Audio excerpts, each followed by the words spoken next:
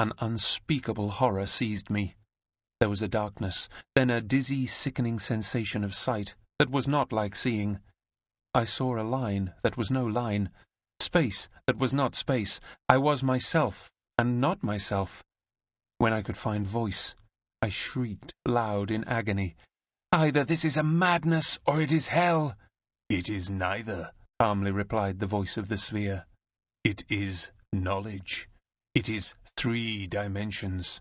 Open your eye once again and try to look steadily." I looked, and behold, a new world! There stood before me, visibly incorporate, all that I had before inferred, conjectured, dreamed, of perfect circular beauty. What seemed the centre of the stranger's form lay open to my view. Yet I could see no heart, lungs, nor arteries, only a beautiful, harmonious something, for which I had no words, but you, my listeners in Spaceland, would call it the surface of the sphere. Prostrating myself mentally before my guide, I cried, "How is it, O divine ideal of consummate loveliness and wisdom, that I see thy inside, and yet cannot discern thy heart, thy lungs, thy arteries, thy liver?" "What you think you see not," he replied. "It is not giving to you, nor to any other being, to behold my internal parts. I am of a different order of beings from those in Flatland. Were I a circle, you could discern my intestines, but I am a being, composed, as I told you before, of many circles, the many in the one, called in this country a sphere. And just as the outside of a cube is a square, so the outside of a sphere represents the appearance of a circle." Bewildered though I was by my teacher's enigmatic utterance, I no longer chafed against it, but worshipped him in silent adoration. He continued with more mildness in his voice, "Distress not yourself if you cannot at first understand the deeper mysteries of Spaceland. By degrees they will dawn upon you.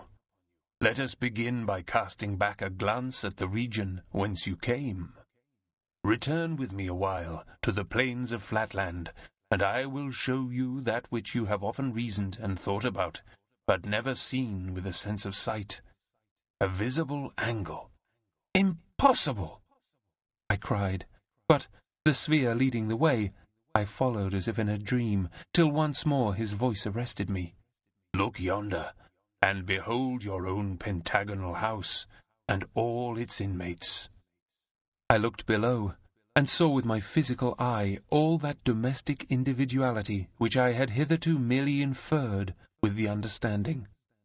And how poor and shadowy was the inferred conjecture in comparison with the reality which I now behold. My 4 sons calmly asleep in the northwestern rooms, my 2 orphan grandsons to the south. The servants, the butler, my daughter, all in their several apartments.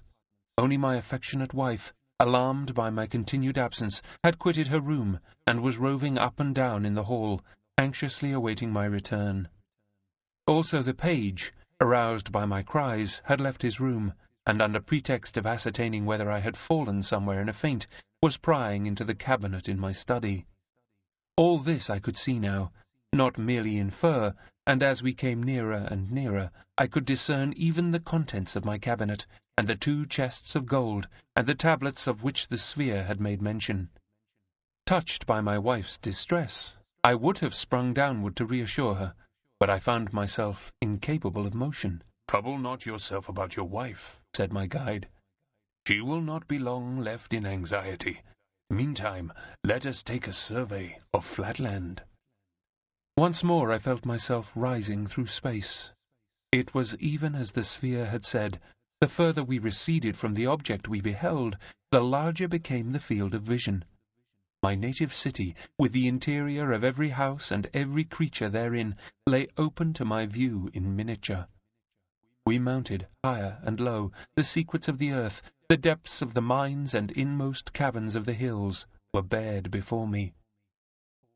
Awestruck at the sight of the mysteries of the earth, thus unveiled before my unworthy eye, I said to my companion, "Behold, I am become as a god." For the wise men in our country say that to see all things, or as they express it, omnividence, is the attribute of God alone. There was something of scorn in the voice of my teacher as he made answer. Is it so indeed? Then the very pickpockets and cutthroats of my country are to be worshipped by your wise men as being gods, for there is not one of them that does not see as much as you see now. But trust me, your wise men are wrong. Aye.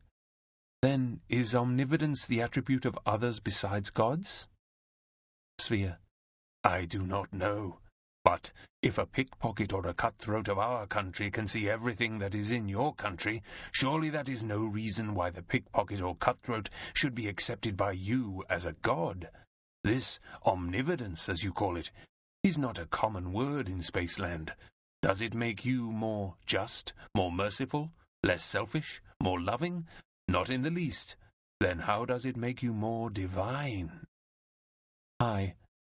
More merciful, more loving.